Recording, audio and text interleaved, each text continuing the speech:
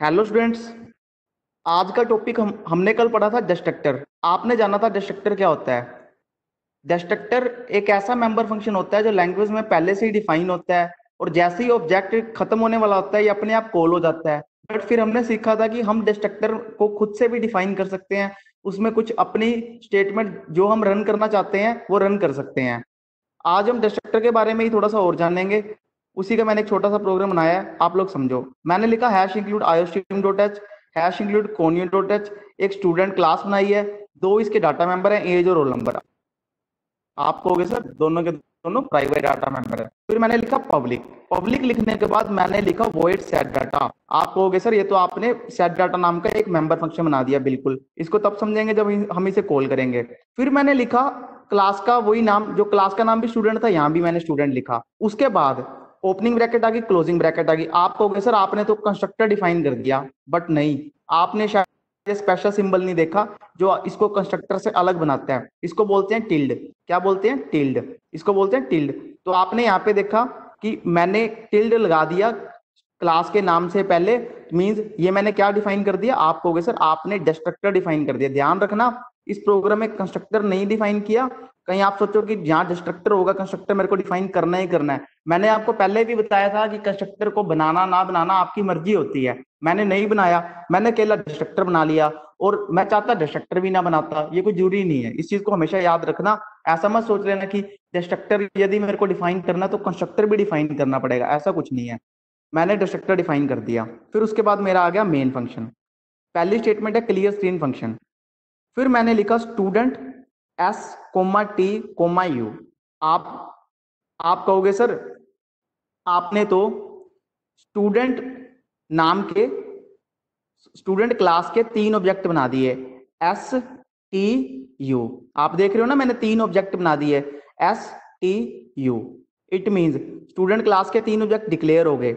जैसे ही object declare होते हैं कंप्यूटर क्या चेक करता है? आप कहोगे सर कंप्यूटर पहले तो इनको मेमोरी रिजर्व करा देगा। मैंने मेमोरी रिजर्व करके दिखा भी दी। आप कहोगे सर कंप्यूटर इन ये चेक करता है कि मेरी क्लास में कोई कंस्ट्रक्टर तो डिफाइन नहीं है। कंप्यूटर को पता लगा मेरी क्लास में कंस्ट्रक्टर डिफाइन नहीं है, डिस्ट्रक्टर डिफाइन है। कंप्यूटर ने ये चेक किया कंस्ट्रक्टर तो नहीं है, कंप्यूटर को कंस्ट्रक्टर नहीं मिला। मैंने आपको बताया था जब कंप्यूटर को कंस्ट्रक्टर नहीं मिलता तो कंप्यूटर चुपचाप नेक्स्ट स्टेटमेंट में चला जाता है। नेक्स्ट स्टेटमेंट मेरी कैसी है? मैंने लिखा एस डॉट सेट डाटा। आप कहोगे सर आपने तो एस ऑब्जेक्ट से सेट डाटा मेंबर फंक्शन को कॉल कर लिया। बिल्कुल कॉल कर लिया, मेरा कंट्रोल आ गया सेट डाटा में। मैंने लिख दिया age equal 20, roll number equal 6। अगर मैं पूछूं ये कौन सी एज और कौन सी रोल नंबर में वैल्यूज असाइन करेगा, आप कहोगे सर जिस ऑब्जेक्ट से आपने इसे कॉल किया। मैंने एस ऑब्जेक्ट से कॉल किया था तो ये एस के एज को 20 साइन कर देगा और एस के रोल नंबर को 6 साइन कर देगा। मैंने आपको नीचे मेमोरी में करके दिखा भी दिया। उसके बाद आप कहोगे सर ये मेंबर फंक्शन खत्म हो गया, हमारा कंट्रोल आ गया नेक्स्ट स्टेटमेंट में। अब आप नेक्स्ट स्टेटमेंट देखो। अब आप कहोगे सर ये मेमोरी में तो आपने टी के एज और टी के रोल नंबर में भी 26 साइन किया हुआ है, यू के एज और यू के रोल नंबर में 26 साइन किया हुआ है। बिल्कुल साइन किया हुआ है। मैं एक्चुअल में ना यहाँ दो स्टेटमेंट लिखना भूल गया था। एक लिखनी थी मेरे को टी डॉट सेट डाटा और यू डॉट सेट डाटा। जब ये दो स्टेटमेंट लिखता तो एक बार वो टी के लिए भी सेट डाटा कॉल होता और टी के एज और रोल नंबर को भी 20 और 6 साइन कर देता। और जब यू डॉट सेट डाटा लिखता तो यू के एज और रोल नंबर को भी 20 और 6 साइन कर देता। मैं ये दोनों स्टेटमेंट लिखनी भूल गया। ये दो स्टेटमेंट आएंगी कहाँ आएंगी?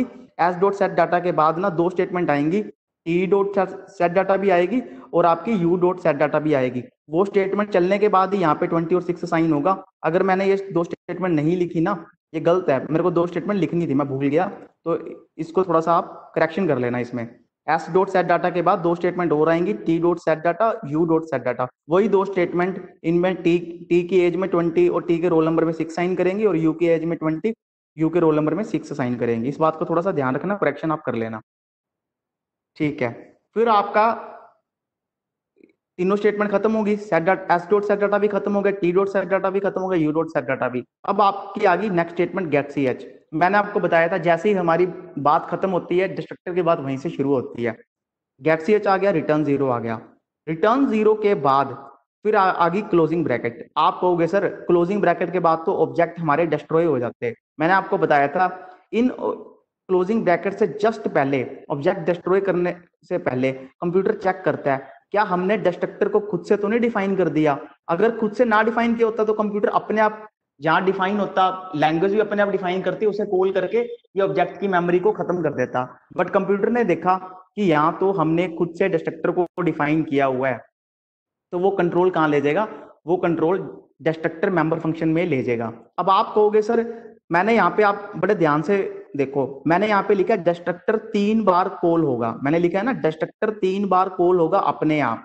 अब आप कहोगे सर डिस्ट्रक्टर 3 बार कॉल क्यों हो रहा है? आप एक चीज भूल चुके हो, मैंने आपको कल भी एक दिन बात बताई थी कि आपके ऑब्जेक्ट कितने हैं। कल हमने जो प्रोग्राम बनाया था उसमें एक ही ऑब्जेक्ट बनाया था स्टूडेंट एस।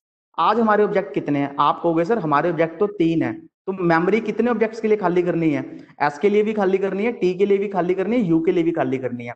तो डिस्ट्रक्टर कितने बार कॉल होगा? आप कहोगे सर जितने ऑब्जेक्ट्स खत्म होने वाले थे। कितने ऑब्जेक्ट्स खत्म होने वाले थे? S T U. ऐसा तो था नहीं कि क्लोजिंग ब्रैकेट के बाद सिर्फ एक ही ऑब्जेक्ट खत्म होने वाला था, आपके तो तीनों ही ऑब्जेक्ट खत्म होने वाले थे ना, आपने तीनों ही ऑब्जेक्ट की मेमोरी रिलीज करनी थी। डिस्ट्रक्टर भी 3 बार कॉल होगा अपने आप। पहली बार डिस्ट्रक्टर कॉल हुआ, कंट्रोल आपका चला गया डिस्ट्रक्टर मेंबर फंक्शन जो हमने खुद से बनाया है। पहली स्टेटमेंट हमने लिखी है इसमें, see out my name is X Y Z. आप कहोगे सर आपने तो आउटपुट स्टेटमेंट लिख दी, तो स्क्रीन पे नजर आएगा आपको my name is X Y Z, बिल्कुल नजर आएगा। फिर क्या होगा? फिर डिस्ट्रक्टर की क्लोजिंग ब्रैकेट आ गई। जैसे ही डिस्ट्रक्टर की क्लोजिंग ब्रैकेट आ गई तो ये अपने एक ऑब्जेक्ट को खत्म कर देगा, मींस एक ऑब्जेक्ट की मेमोरी को रिलीज कर देगा। अब क्या होगा? अब आप कहोगे सर डिस्ट्रक्टर एक बार तो चल गया एक ऑब्जेक्ट के लिए, अब डिस्ट्रक्टर दूसरी बार चलेगा। दूसरी बार भी हम सेम डिस्ट्रक्टर में आ गए और मैंने लिखा है see out my name is X Y Z. तो एक स्टेटमेंट में और नजर आएगा आपको स्क्रीन में my name is X Y Z. अब क्या होगा? आप कहोगे सर उसके बाद तो डिस्ट्रक्टर की क्लोजिंग ब्रैकेट आ गई। जैसे ही डिस्ट्रक्टर की क्लोजिंग ब्रैकेट आ गई तो उसने दूसरे ऑब्जेक्ट की मेमोरी को भी खत्म कर दिया। अब आप कहोगे सर मेमोरी में एक ही ऑब्जेक्ट रह गया जिसके लिए डिस्ट्रक्टर को चलना है अपने आप। डिस्ट्रक्टर तीसरी बार चलेगा, तीसरी बार चलेगा, स्टेटमेंट तो हमारी सेम ही है, तो तीसरी बार आपको स्क्रीन पे नजर आएगा my name is X Y Z. फिर डिस्ट्रक्टर की क्लोजिंग ब्रैकेट आ गई। अब आप कहोगे सर जो एक ऑब्जेक्ट मेमोरी में बचा था डिस्ट्रक्टर ने उसकी मेमोरी को भी कर दिया। फिर क्या हो गया? तीनों ऑब्जेक्ट की मेमोरी खत्म। फिर 3 बार डिस्ट्रक्टर चलना था, फिर आपकी क्लोजिंग ब्रैकेट आ गई और आपका प्रोग्राम खत्म हो गया। अगर मैं पूछूं आपको स्क्रीन पे आउटपुट क्या नजर आएगी? स्क्रीन पे आउटपुट आपको नजर आएगी 3 बार लिखा आएगा my name is X Y Z, दूसरी बार भी लिखा आएगा my name is X Y Z, तीसरी बार भी लिखा आएगा my name is X Y Z. क्यों 3 बार लिखा आया? क्योंकि डिस्ट्रक्टर मेरा 3 बार अपने आप कॉल हुआ है, क्योंकि ऑब्जेक्ट मेरे कितने खत्म करने थे? 3 ऑब्जेक्ट खत्म करने थे, तो तीनों ऑब्जेक्ट के लिए डिस्ट्रक्टर कॉल होगा अपने आप। ठीक है, आपको मेमोरी रिलीज करने वाली स्टेटमेंट खुद से नहीं लिखनी, वो कंप्यूटर अपने आप, जैसे ही डिस्ट्रक्टर खत्म होता है ना, डिस्ट्रक्टर की क्लोजिंग ब्रैकेट आती है, कंप्यूटर अपने आप मेमोरी रिलीज कर देता है। ये बात मैंने आपको कल भी बताई थी और फिर मैंने आपको नीचे करके दिखा भी दिया, मेमोरी खाली है।